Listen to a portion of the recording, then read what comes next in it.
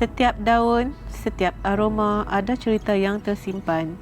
Di sinilah tempatnya Taman Herba Betam.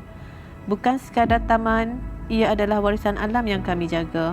Assalamualaikum. Saya Siti Khadijah binti Muhammad Fazil, pengurus Taman Herba Betam di bawah program pembangunan agro pelancongan Kementerian Pertanian dan Keterjaminan Makanan.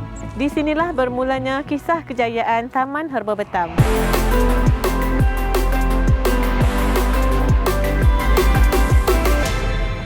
Di asas penubuhan untuk mendokumentasikan herba-herba yang terdapat di Malaysia di samping memelihara, memelihara dan menjaga warisan herba negara.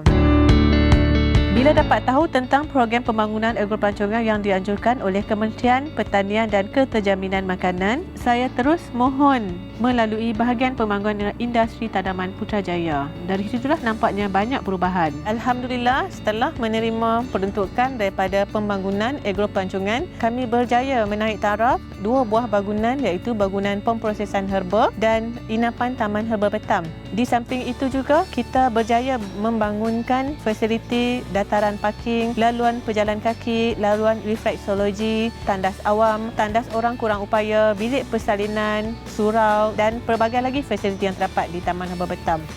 Sekarang ni kita berada di pusat pemprosesan herba. Jom kita masuk.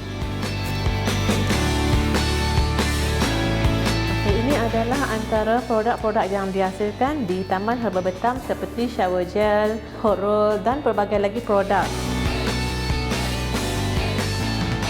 Kesemua produk-produk herba ini mengandungi 1001 khasiat untuk kesihatan dalaman. Salah satu kejayaan kami di Taman Herba Betam berjaya menghasilkan 100 spesies herba di Taman Herba Betam, khasiat dan penggunaan edisi 1.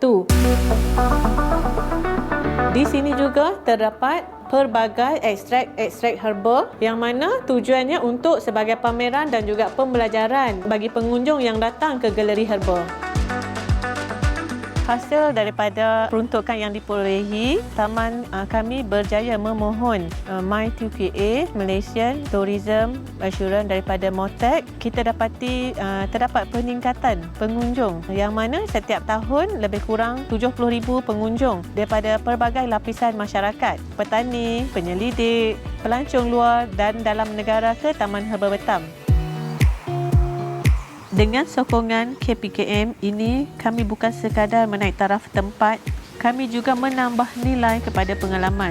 Pengunjung kini boleh merasai keharuman herba, menikmati urutan refleksologi dan memahami khasiat setiap tumbuhan yang tumbuh di sini. Dan yang paling membanggakan, kami berjaya membuka tempat makanan yang selesa untuk pengunjung di mana setiap hidangan diinspirasikan daripada tanaman herba yang tumbuh di taman ini. Di sini kita memfokuskan kelestarian alam semula jadi. Sebagai contoh, penggunaan baja organik, kawalan serangga secara semula jadi. Di samping itu juga, sumber utama pengairan di sini adalah daripada sumber tube well yang mana kita menggalakkan penggunaan sumber air yang lebih efisien.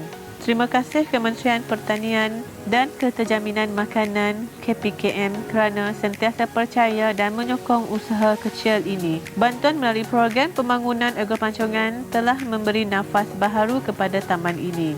Kini, ia bukan sekadar destinasi pelancongan tetapi juga sebagai pusat ilmu dan khazanah herba untuk semua lapisan masyarakat. Bersama kita suburkan masa depan negara dengan agrolestari. Terima kasih KPKM dan Jabatan Pertanian kerana percayakan kepada potensi kami.